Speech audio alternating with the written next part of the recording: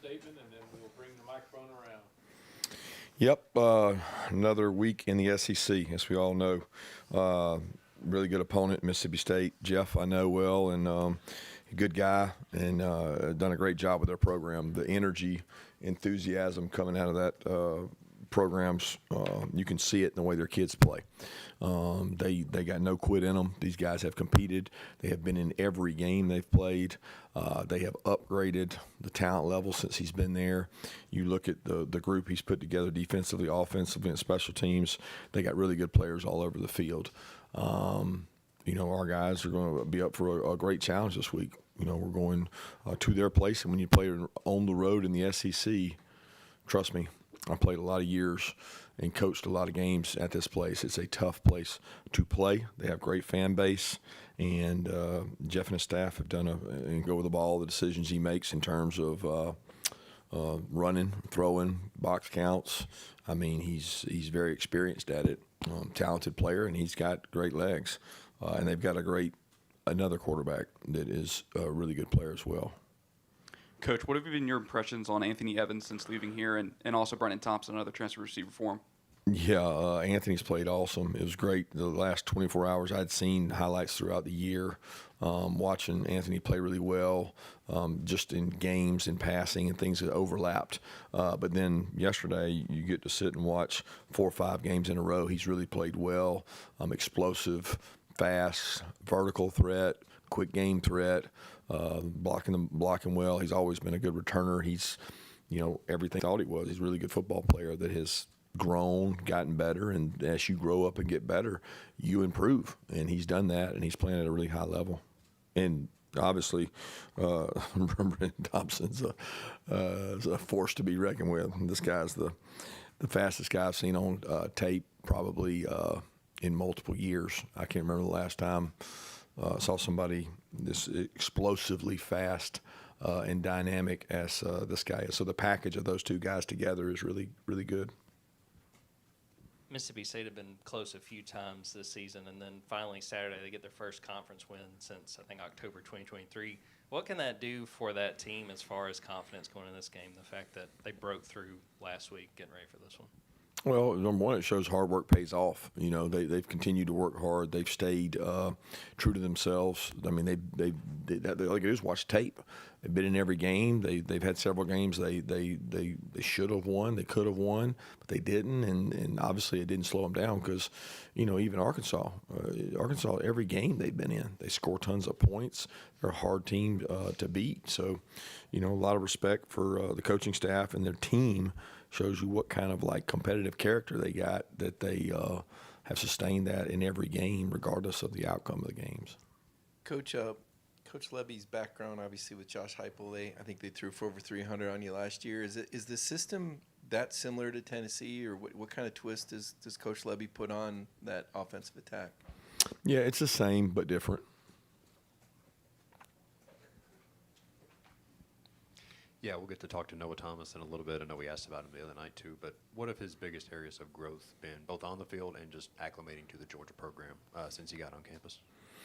I think early on it was the system in terms of spring practice, but he's grown physically. I think Coley's done a really good job. Using his skill set and making sure that he understands development at the next level becomes more than just being a receiver with the ball in your hands, whether that's what you do without it in terms of blocking, what you do in special teams, how you're an asset to your teammates, and he's been incredible at all those things. I mean, he has wanted to start on our special teams units all along, and he really has in punt return until last week. We took him off because of the number of snaps he was having to play. But he's been one of our best leaders in terms of enthusiasm and energy on the field.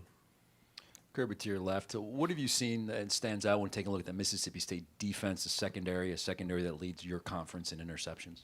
Yeah, they get after it. They're very disruptive. They confuse you with different packages. They have some different looks they use.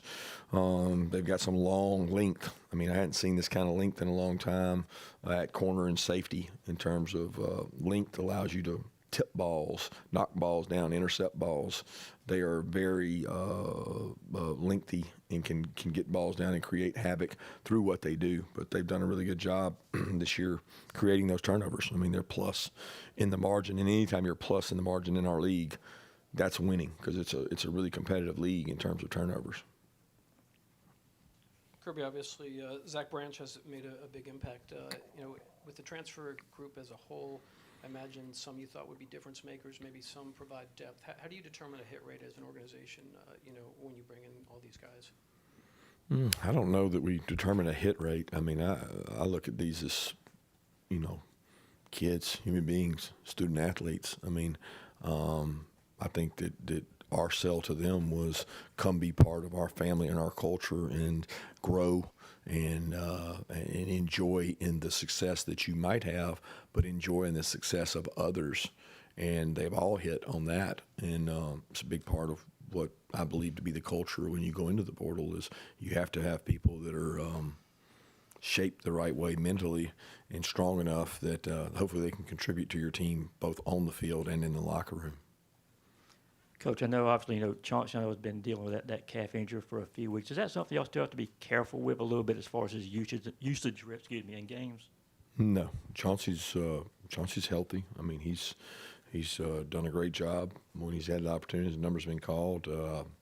That injury was significant. Whatever game it was, I forget what it was, Auburn maybe, or can't remember when it was. But outside of that, he's been pretty healthy and done everything we've asked and continues to improve. Yeah, Coach, you alluded to Kamario Taylor a little bit earlier. Just talk about the young freshman quarterback. I think you guys recruited him a good bit out of high school. What does he provide, and how do you prepare for someone like that, and do you have anybody to maybe simulate that? No, I mean, we don't have anybody to simulate that. I mean, he's big, talented, athletic. They use a package of him with Blake in the game at the same time, which creates its own issues. And then they use him in situations, and they used him some with, they've had backs out, and they've used him not necessarily as a back, but he is an addition to the run game that throws the ball really well. So he's a very bright talent, and he's a good football player. So I don't know that you can simulate it. You do the best job you can, and you prepare. Yeah, Josh Brooks put out a long statement on Friday, putting down any notion that he might be interested in the LSU job. How important has he been to the Georgia football program as this program's athletic director? Well, look, Josh does an incredible job for us as a football program, but his benefit goes way beyond football. He's an athletic administrator that cares about this place. He wants to be great in all athletics. He cares about all the sports. It's not just football. I mean, yeah, every AD wants football to be successful because that funds your athletic department, and he makes no qualms about that. We need to be successful in the major revenue sports, but his job is to support every athletic endeavor we have here at UGA, and he does that every year. He has an incredible staff. Doris, I saw today, and the people that he has on his staff have done a tremendous job, and I think Josh knows that the support you get here from administration, team effort, it's a team concept that he wants to be part of that, and I'm glad he does. Coach, what was your thoughts of Zion Branch coming in the second half after KJ was ejected? What will be his role going forward? Having an opportunity to play a little bit on Saturday. Well, I don't know. I think it depends on this week of practice and every week of practice, right? KJ right now is our starter. KJ's a good football player, and we're trying to get better play as a whole out of our entire team, and that starts with front, linebacker, secondary, receivers, O-line, all of them. So we're going to go out to practice today and try to continue to get better. I was very pleased with Zion stepping up. We put a lot of pressure on him every day in practice to go out there and execute. He doesn't take the same number of reps as KJ, but he takes a lot of reps. And so there's days that he goes out there and works really hard, and all that hard work he put in paid off to allow him to go out there and play and help us be successful. Coach, obviously with Jordan now, the guys will step up. I did want to ask you about Nnamdi Boko, though. I hope I'm not killing his name too bad there. But how did he look the other day for you, and just how good can this young man be? Nami did a good job. I mean, he plays. He's going to probably play a little bit more of a role now. He continues to get better. I spend a lot of time with Namdi down on the scout D when I run the scout defense, and he is a guy that is similar to Christian was his sophomore year. Christian Miller went down there with us.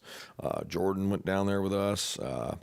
We've had a laundry list of guys who've gone down there and what we say go against the best of our O-line, and a lot of times their growth explodes. They get better faster than the guys that maybe aren't doing that, and I've seen that with Namdi. He's gotten better and better and better at striking blocks.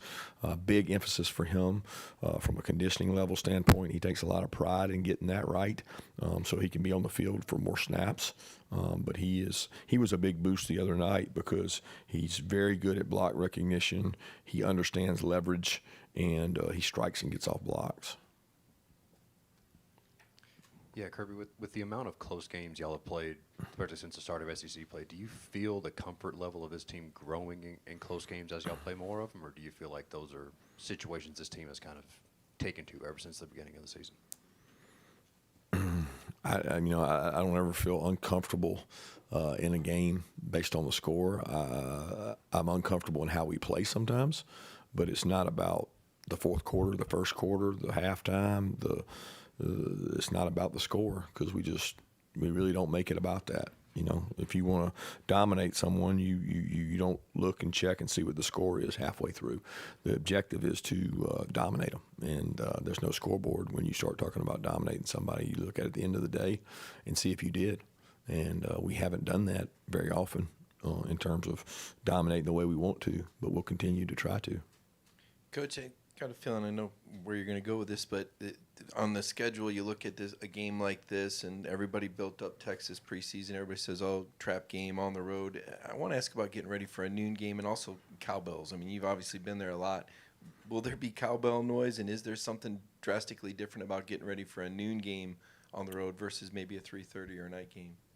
Yeah, noise is noise. It's hard to play in the SEC on the road. I have not been to an SEC venue that it was not hard to play to on the road, play into on the road. It's just hard. That's not going to change with them. They've got a really vertical stadium. I think the noise gets trapped in their stadium. It's one of the loudest places that I've coached, and I've coached there a lot. They got a lot of pride in how they play and how their team plays and the support of their team. So, I mean, as far as the early kickoff, that's more unique to me than the stadium. We go to the road games, it's road games, and it's hard. The uniqueness is a change in time, time zone a little bit because you're changing time zones, and then what time the kick is. But unless they don't have to show up until earlier or later, it's the same for both, and it's how you manage it. So we approach it differently and take a lot of ideas from other people on the best way to manage it. But sometimes make a bigger deal out of it than it is. Just got to go play. Coach, over here, I think this is year number 52 for Charles Winslet, who I know is, big proponent of Georgia high school football, as are you.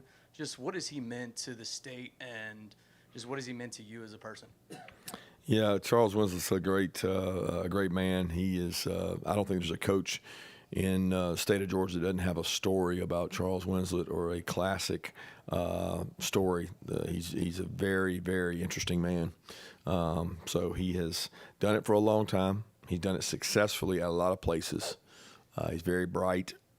He's a Georgia grad, played baseball here, and he was a good friend of my father, who everybody knows passed away. And I always appreciated their relationship as a young kid. In South Georgia, Winslet was coaching there, and they used to trade film and trade stories. So, for me, I go way back with Winslet.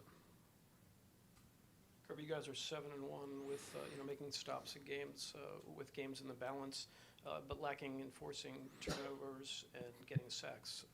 What do you make of that for your defense? That it's not necessarily holding you back. We've been that way before. We have never been a sack machine. If you look at it statistically, we've never been a turnover machine. We have been better defensively than we are right now, but a lot of that has to do with the culture of the league, what we're playing in, the parity. I'll take the strengths we have, work with them, try to work on the weaknesses, and worry about the process and not the results. That's what we're worried about right now. We'll have a chance to talk to Joseph in a little bit. What have been your impressions of his play this year, and especially going back to how he came back from injury last year and just what he's been able to do in his second year? Yeah, he's really been beat up this year. He's been dealing with several injuries this year, and I think he's pushed through really hard. I'm excited that he gets to speak with you guys because he's such a high-character, high-carrying individual who has such a great story. You know, his mom is one of the sweetest, nicest ladies I've ever met, who basically has brought her children to this country and raised her children here, and she has worked her way to success, and now he's working his way to success, and he's one of the toughest kids we got. He pushes through injuries.